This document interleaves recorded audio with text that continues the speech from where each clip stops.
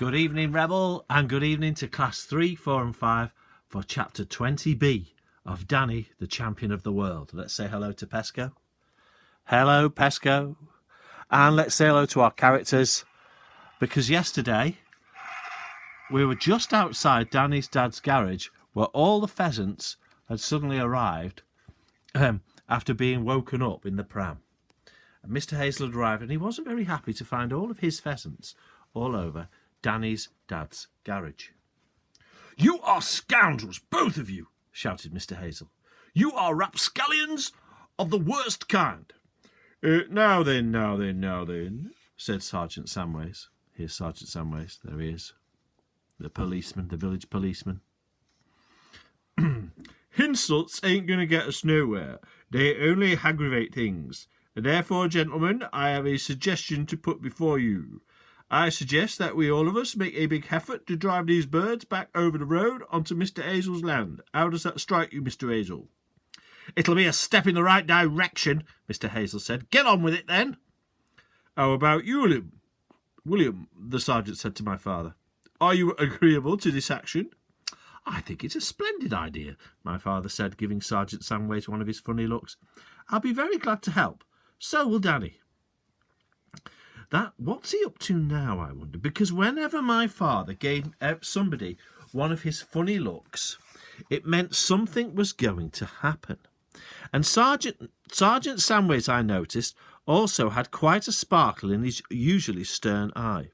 "Come on, my lads," he cried. "Let's push these lazy birds over the road." And with that he began striding around the filling station, waving his arms at the pheasants and shouting, "Shoo, shoo, off you go, beat it, get out of here." My father and I joined him in this rather absurd exercise, and for the second time that morning clouds of pheasants rose up into the air, clapping their enormous wings. It was then that I realised that in order to fly across the road, the birds first would have to fly over Mr Hazell's mighty Rolls-Royce, which lay right in their path, with its door still open. Now, for those of you that don't know, a Rolls-Royce is an incredibly expensive, posh car, and obviously it's the only type of car that Mr Hazell would ever be seen driving. Most of the pheasants were too dopey to manage this, so down they came again, smack on top of Mr Hazell's car. So they've got pheasants. He's got pheasants all over his car. Right. They were all over the roof and bonnet, sliding and slithering and trying to keep a grip on that beautifully polished surface. I could hear their sharp claws scraping into the paintwork as they struggled to hang on, and already they were depositing their dirty droppings all over the roof, so they're pooing all over his car. Isn't that good? "Get them off!" screamed Mr Hazell. "Get them away!" "Don't you worry, Mr Hazell, sir," Sergeant Samways cried out. "We'll fix them for you. Come on, boys." "Easy does it. Shoo 'em right over the road." "Not on my car, you idiot!" Mr Hazell bellowed, jumping up and down. "Send them the other way." "We will, sir, we will," answered Sergeant Samways. In less than a minute the Rolls was literally festooned with pheasants, all scratching and scrabbling and making their disgusting runny messes all over the shiny silver paint. What is more, I saw at least a dozen of them fly right inside the car through the open door by the driver's seat. Whether or not Sergeant Samways had cunningly steered them in here himself, I didn't know, but it happened so quickly that Mr Hazell never even noticed. "Get those birds off my car!" Mr Hazell bellowed. "Can't you see they're ruining the paintwork, you madman?" "Paintwork?" Sergeant Samways said. "What paintwork?" He had stopped chasing the pheasants now, and he stood there looking at Mr Hazell and shaking his head sadly from side to side.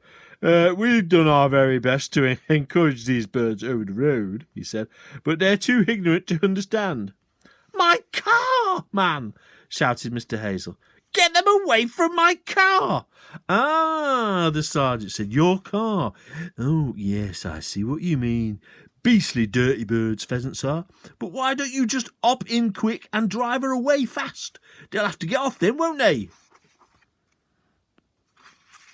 Mr Hazell, who seemed only too glad of an excuse to escape from this madhouse, made a dash for the open door of the rolls and leapt into the driver's seat. The moment he was in, Sergeant Samways slammed the door, and suddenly there was the most infernal uproar inside the car as a dozen or more enormous pheasants started squawking and flapping all over the seats and round Mr Hazell's head. "Drive on, Mr Hazell, sir," shouted Sergeant Samways through the window in his most commanding policeman's voice. "Hurry up, hurry up, hurry up, get going quick, there's no time to lose. Ignore them pheasants, Mr Hazell, and accelerate that engine." Mr Hazell didn't have much choice. He had to make a run for it now.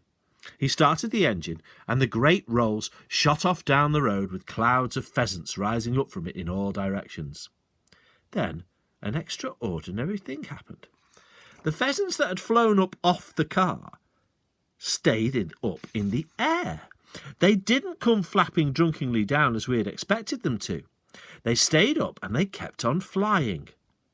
Over the top of the filling station they flew, and over the caravan, and over the field at the back where our little outdoor lavatory stood, and over the next field, and over the crest of the hill, until they disappeared from sight.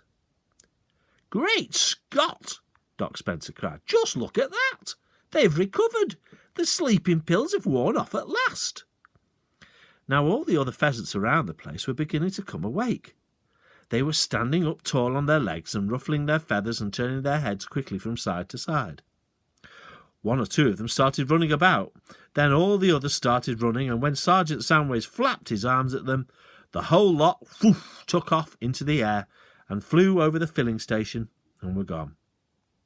Suddenly there was not a pheasant left, and it was very interesting to see that none of them had flown across the road, or even down the road in the direction of Hazell's Wood. And the great shooting party, every one of them had flown in exactly the opposite direction. So the pheasants have truly escaped from Mr Hazell. They haven't flown back to his wood. They've gone somewhere else to be completely free pheasants for once and for all. Well, I think that's, although Danny and his dad didn't get to keep all the pheasants, I quite like that idea that they escaped and they're free away from Mr Hazell. Now, have a nice weekend, everybody, and on Monday we'll find out on chapter 21. We've only got 2 chapters left now. What is Doc Spencer's surprise? See you on Monday.